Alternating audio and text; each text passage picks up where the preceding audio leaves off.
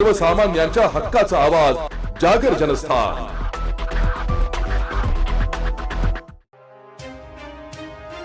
गणेशोत्सवाला आता अवघे 2 दिवस शिल्लक राहिले आहेत। यातच गणेश मूर्तिकारांनी आता बाप्पाच्या मूर्तींवर शेवटचा हात फिरवायला सुरुवात केली आहे। मोठमोठे गणपती आधीच ग्रामीण विभागातील मंडळांनी नेण्यास सुरुवात केली आहे। शेवटचा रविवार असल्याने अनेक घरगुती बाप्पा अनेकांनी रविवारी आपापल्या स्थानी स्थानापन्न करण्यास सुरुवात केली आहे। तर मूर्तीच्या पुढच्या अनेक गणेश मूर्तिकारांच्या गणरायाच्या रूपाला अधिक मनमोहक करण्याची हालचाली सुरू आहे। साधारण मूर्तींना विविध प्रकारच्या कापडी, वेल्वेट, जाळीदार कपड्यांनी पितांबर आणि शेला लावला जात आहे। भक्तांच्या मागणीनुसार गणरायाच्या अंगावर मोती रंगीत खड्यांची सजावट करण्यास मूर्तिकारांनी कंबर कसली आहे।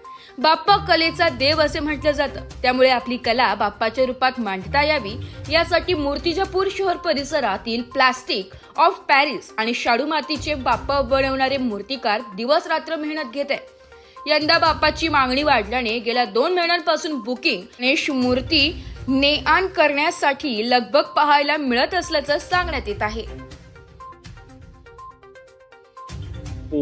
तयार करतात साधारणतः किती याला कालावधी लागतो तयार म्हणजे मातीची मूर्ती असेल किंवा प्लास्टर ऑफ पॅरिसची या पूर्ण प्रक्रियेला? कमी 4-5 महिने लागतात। 4-5 महिने अगोदर पासून चालू होते आणि नंतर मग धीरे धीरे तयार करताना पूर्ण रेडी होते। आता तुम्ही या मूर्तीवर अखेरचा हात फिरवत आहे, किती दिवस लागले समजा हे मूर्ती पूर्ण घडवण्याकरता? पूर्ण म्हणजे तयार करण्याकरता ना, पूर्ण तयार करण्याकरता कमी 2-2.5 महिने लागतात। म्हणजे जोर जोडायचं फिनिशिंग करणं, दुसरी करणं, नाही रंगायला 1.5 महिने लागतात, 1-1.5 महिने। आता साधारण जर बघितलं यंदाच्या याच्यामध्ये आणि मागच्या वर्षीच्या याच्यामध्ये काय फरक आहे भावामध्ये, ते कशी रेंज? भावामध्ये म्हणजे महागाई झाल्यामुळे मग भाव वाढणारच आहे। हा, काय रेंजच्या मूर्त्या आपल्या इथे आहेत समजा? 6,000च्या वर आहे। 4 फूटची मूर्ती 6,000ची वर आणि 8-9 फूटची मूर्ती 25,000ची।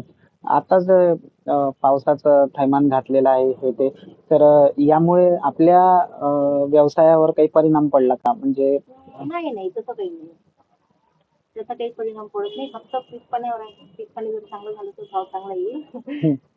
बाकी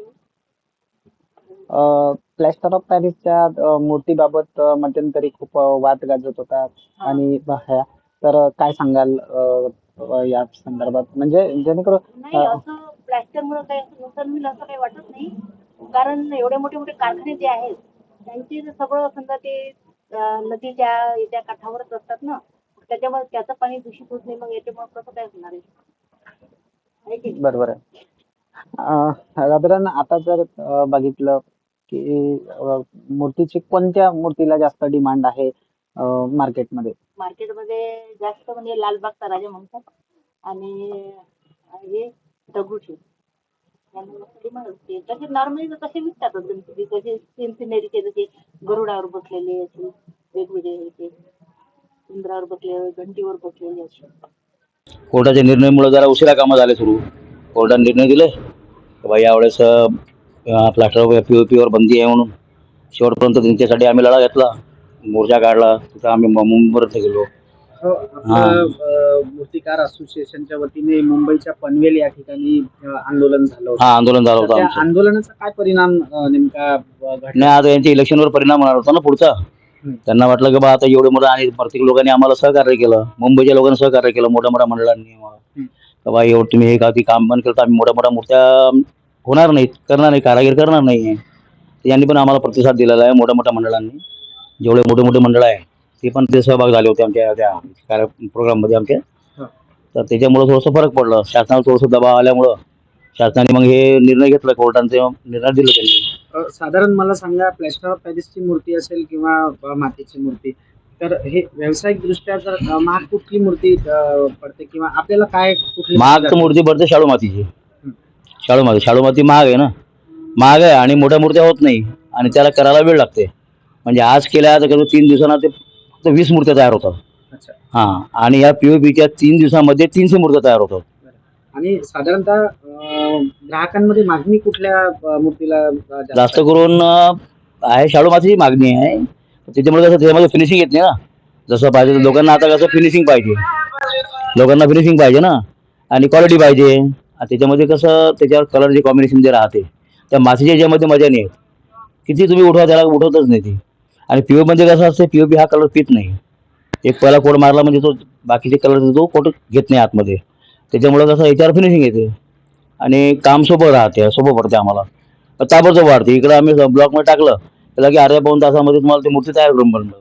आणि मातीची जी आहे, पहिले मातीचं प्रोसेस आहे, माती आणा, त्याला धुवा लागते आतमध्ये. तिथं त्याला पायाने जसं त्याला तयार करावं लागते, त्याची मालिश करावं लागते. जसं बेकरीमध्ये जसं पीठ वगैरे काढवतात तसं त्या हाताने करतात. तर आम्ही पायानं आम्हाला त्याचं मालिश करून त्याची ती माती तयार करावं लागते अगोदर. तयार केल्यानंतर ते पण ते उन्हाळ्यात काम होते. पावसाळ्यात आम्ही कामच नाही करू शकत मातीचं. ते भर उन्हाळ्यामध्ये पूर्ण काम झाल्यावर एका दिवसामध्ये पहिले 20 करावं लागतात. दुसऱ्या दिवशी बाप्पाच्या आगमनाची जी तयारी आहे ती तुमची उन्हाळ्यापासूनच उन्हाळ्यापासून 4 महिने अगोदरपासून सुरू होते. कारण की उन्हाळा लागला की आमची माती धुणं सुरू होऊन जाते.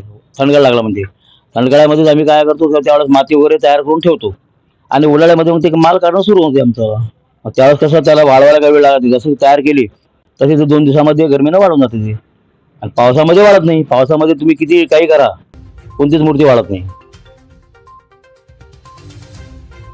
जागर जनस्थानसाठी ब्युरो चीफ प्रतीक कुरेकर, अकोला.